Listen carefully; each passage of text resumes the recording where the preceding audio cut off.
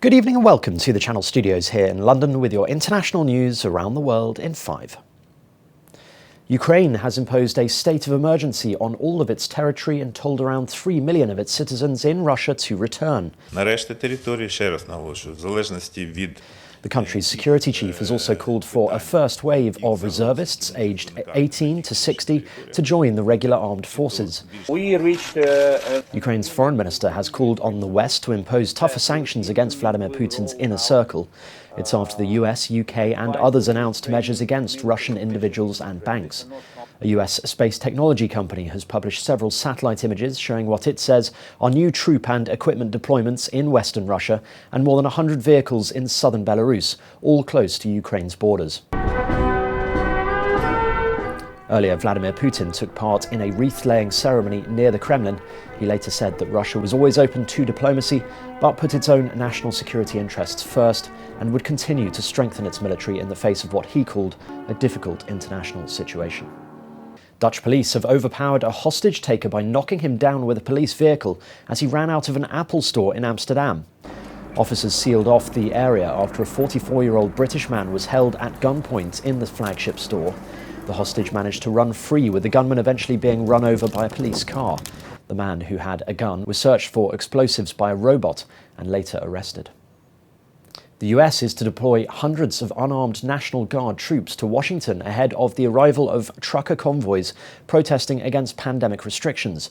Defense Secretary Lloyd Austin approved a request from the District of Columbia government and the US Capitol Police. The roughly 700 troops will be deployed on various roads in Washington. The US trucker convoys aim to replicate recent trucker protests in Canada, which paralysed the capital, Ottawa. Venezuelan President Nicolas Maduro says that 2 military personnel were killed and 2 others injured during a helicopter crash in the western state of Lara. In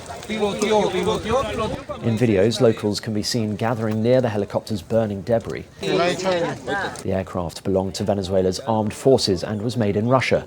Eyewitnesses say 2 of the helicopter's crew members managed to get out of the flames with the help of locals. Wildfires herald a future of greater flammability around the world. That's according to 2 new reports. Indonesia's peatlands, California's forests, and now vast swathes of Argentina's wetland have all been ravaged by extreme fires in recent weeks and months. With climate change fueling droughts and farmers slashing forests, the number of extreme wildfires is expected to increase 30% within the next 28 years. Globally, we will see a higher prevalence of more severe fires, larger fires, with more impacts on the environment and society. Rescuers in the Brazilian neighbourhood that was severely devastated by landslides are still racing against time in search for signs of life. As the death toll continues to rise, 1 week after the mudslides and flash floods slammed the city of Petrópolis in Brazil, the search for survivors is going on in the Vila Felipe neighbourhood, one of the disaster relief hotspots. The rescue teams at the site said there could be victims underneath the mud and that careful work should be conducted to search for them. 1 person has died and at least 10 are missing after heavy flooding in Australia's Sunshine Coast.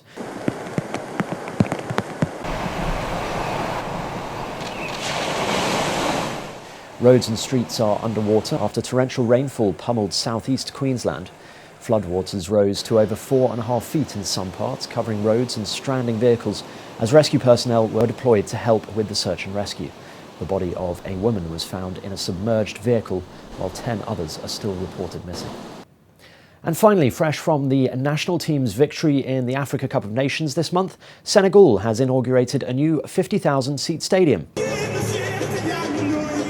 The ceremony, attended by African and European heads of state and global sporting dignitaries. Fier de pouvoir être ici parmi vous.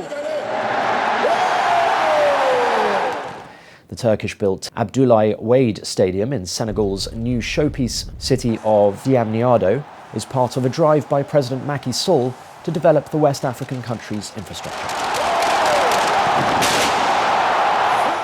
And that's your international news around the world in 5. Now back to the Channel Studios in Lagos.